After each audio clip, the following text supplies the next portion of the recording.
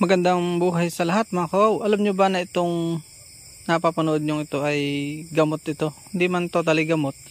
Dahil lagi namang disclaimer ang mga herbal medicine. Lagi sinasabi na no approved therapeutic claim. Yun po yun. Sa Tagalog ay napakasakit ano. Ito ay hindi pwedeng gamot ano.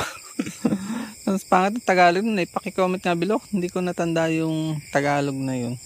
As sagwa ang bantot nung pagkatagalog nung no approve therapeutic claim ano. Medyo nakaka dismaya sa mga nag-iimbento ng mga herbal medicine ano po. So hindi po tayo herbalist mga kawaw. Subalit nag-iipon lang tayo ng mga kaalaman dito sa channel na ito at nanghihingi tayo ng mga karunungan din sa iba na nauna sa ating natuto. Ganun lang naman po ang buhay, pasa-pasa lang ano. Ang bato po, ang sakit sa bato, so kidney stone, ay nakukuha po sa pagkain ng maalat. Primarily po ay sa mga ano po yan, mamantika, sa mga sitserya, yung pong sinasabi natin na junk food ano. Pag tinagalog mo yung junk food, ay hindi po sitserya yan lalabas. Tayo na lang po nagpauso nun. Pag niliteral mo yung junk food, basurang pagkain, kinakaing basura, junk food ano, masakit ano sa mga gumagawa nito, pasintabi naman pagkain din po yan. Pag sinabing junk food, hindi siya dapat kabilang sa mga kinakain ng tao. Ito yung mga pampalipas oras lang at mapapansin nyo ang kabutihan ng Diyos yung ating pong panlasa pag sinabi nitong tama na, ay tama na. Minsan pag pinipilit natin, dyan na po nagkakameron ng abnormalities na mga sakit sa bato at iba pang uri ng mga sakit ano po. Hindi man tayo masyadong health conscious, subalit minsan ay natikim din. Hindi ko naman biniblame ang mga nangangain yan. Dagdag pa dito ang mga soft drinks, ang mga soda na yan. Ang dami ding yan, caffeine, sugar, kaya ang mga diabetes ay usong-uso sa ating henerasyon ano po. So, paano po paggamit ng buhok ng mais? Kung kayo madiriin, natatakot sa chemical, good news, nandyan lang po yan sa labas. Tanggalin nyo lang labas at bumili lang po kanyang may balok na mais sa palengke. Yung mga ginugulay, nilalaga. Tanggalin nyo lang po yung balat niya, lalabas na po yung buhok na napakadami. Pag may 1 kilo ka, napakadami mo na may po-produce niyan ano. Wala namang specific na ratio. Kalimitan mga 2-3 baso para mas concentrated yung effect ng mga herbal. Kalimitan ganun lang naman yung mas madami, mas okay. Ang lasa po niyan ay manamis-namis na mabango, nakakakit. Ang lasa po siya ng sabaw ng bulaklak ng niyog. Medyo may pakla lang po yung sa bulaklak ng niyog, pero almost the same sila ng amoy at lasa. Kung kahit hindi mo na, wag na pong lalagyan ng asukal palamigin mo lang na maligamgam yung parang kape, papalit mo sa tsaa. Ang problema lang kasi natin mga Pilipino ay yung continuity, yung persistent na attitude, consistency yun, sorry. Madali po sa ating mag-isip, nakapanood lang ng video, larga, sa una lang magaling.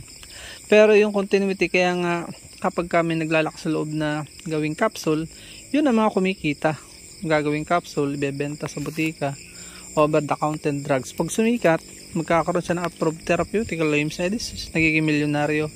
Dahil nga naging kultura sa ating Pilipino na ganoon, mga busy na rin na-influensyahan tayo ng komersyalismo. Kaya ang bawat galaw, pera ang katumbas, abala.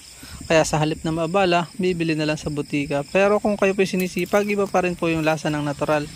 Napakaganda po yan. Hindi ko man sinasabing direct na makakagaling, pero kung mga mild pa lang ang tama ng ating kidney, maaagapan sabi nga ay prevention is better than cure. Lagi po yan huwag natin kalilimutan. Kaya pag sinabi ng ating pang-umay na nasa dila ay tama na ang kidney po kasi ay sukatan na gano'n nakadami yung inilagay mong lason sa ating katawan. May kota lang po ang salt na kailangan ng tao per day. Ganon din po ang sugar. Kung kayo po ay health professional, dahil disclaimer tayo ay hindi health professional, by profession ako po ay agriculturist. hindi nga lang tayo license pa, hindi pa tayo nakakapag-board, meron lang tayong civil service. Pero yung ating mga sinishare sa inyo yung mga legit from experience, from other people na nakaranas, from other professional. Kaya po tayo maraming na-share na wisdom po. So, kung kayo po ay nakulangan sa ating informasyon, i-comment nyo lang po below na po. Napakasarap po niyang buhok ng mais. Available po yan sa mga farm at sa ating pong public market kapag ka harvest season ng mga mais. Mas maganda po yung native para hindi po tayo ligtas po tayo sa mga GMO. Sigurado tayong hindi GMO. Yung mga puti, yun po ang aking advice. Puti, madalang po nag-i-spray niya. At advice ko lang sa mga nanonood na farmer, iwasan natin ang pag-spray. Pwede naman tayo mabuhay ng walang lason sapagkat nilikha tayo ng Diyos na hindi para sa lason. Tulungan natin ating mga kababayan, tayo magsasama-samang lumusog. Ano po. Yun lang po, nawa ay magsigaling tayo. Huwag natin kalimutan ang ating great healer ay ang ating Panginoon. Nakakatulong lang ang mga herbal, nakakatulong lang ang mga synthetic medicine sa over-the-counter drugs, sa mga pharmaceutical company, sa mga butika. Subalit ang Diyos pa rin ang ating dakilang manggagamot sapagkat siya may-ari ng ating katawan, kaya sa kanya din lahat manggagaling. Ano po?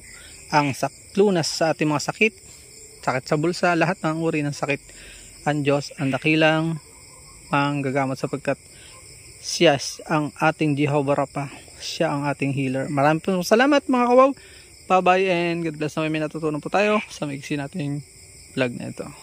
Please support all Filipino vloggers. Pakita natin sa mundo na nagkakaya sa lahing Pilipino.